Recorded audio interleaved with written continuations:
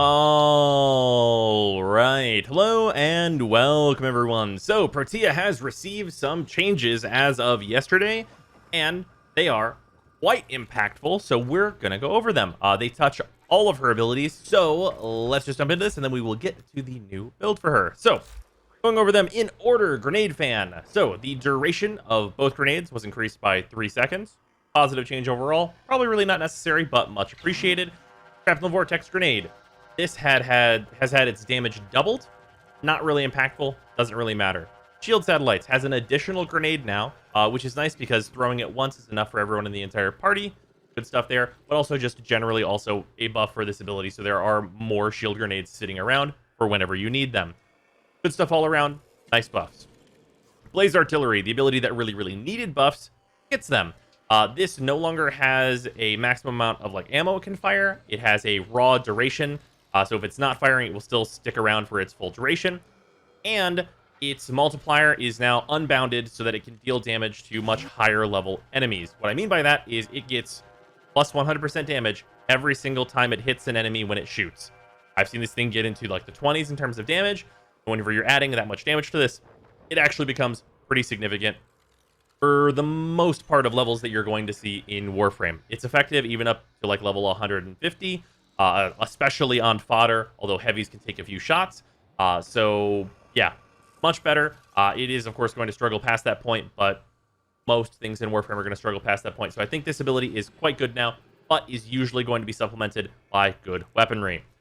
Dispensary. This was changed very minorly. Whenever you cast it, it now marks itself on the map. This is very useful because your teammates will now know where it is, as well as you being able to remember where it is. So that stuff's great. And then Temporal Anchor. So this is buffed by proxy of her 2 being buffed because there's a reason now to cast this and then cast her 2 a bunch and then refund all that energy. That's like a loop that's more realistic for you to do now. But on top of that, the startup for this now has 3 seconds of invulnerability, which means you can utilize it as a panic button, which is very nice. This is a good boost to this ability. It's not quite as good as I would probably like it to be, but what I would like it to be is probably a much more significant rework that DE probably doesn't have time for. So, reasonable that it's even usable at all as it stands now with the buffs. Good stuff. Now, moving on to the build, this is significantly different. There is much more of a focus on duration here, although strength is still important. And now that your 2 is good, there is also a need to stay above 100% range. Going below 100% range is catastrophic for your 2 and will make it basically useless because even at 100% range, this thing only has 30 meters of range.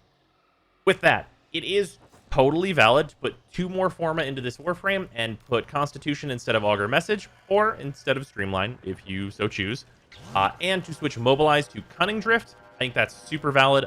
Personally, I have not invested more Forma into Protea yet, but having that extra bit of range is going to help you in a number of tiles, especially in ESO. And, of course, you are going to get a little bit of extra duration doing that because, of course, Constitution has more duration than Augur Message. And while that's only a small bit, I do think that the bonus stat from Constitution is better than the bonus stat that you're getting from Augur Message because the extra energy spent converted to shields is not really that important whenever you have a grenade that maxes your shields out instantaneously.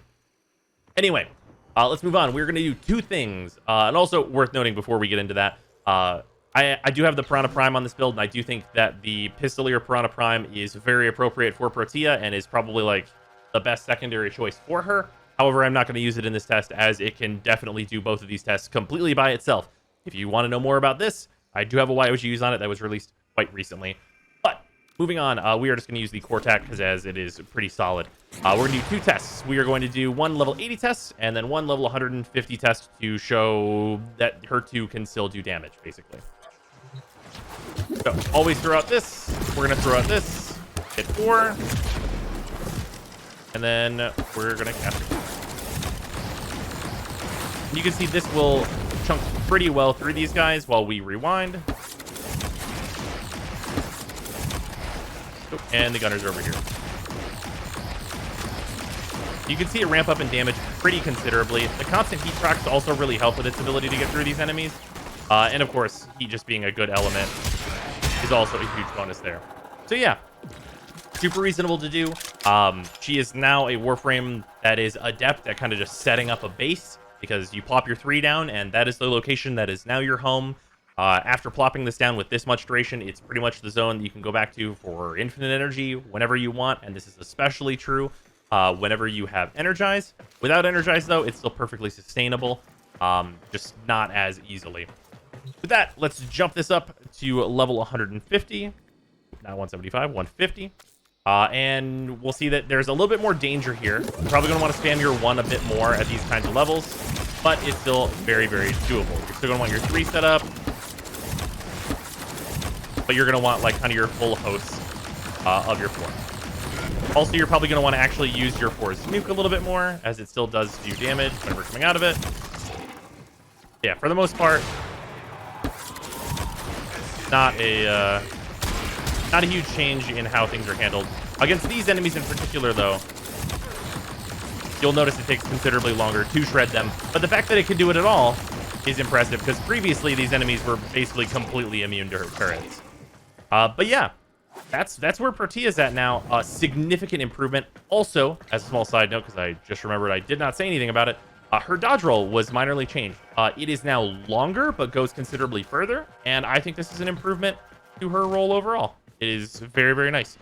Basically, just tons of positive changes for Protea. I think she is a much more competitive Warframe now. She kind of strikes the balance between being a Warframe like Mesa and being a Warframe like Trinity. But she is considerably less mobile, just due to the style of her abilities than either of those Warframes are, as they can do everything they do while being very, very mobile.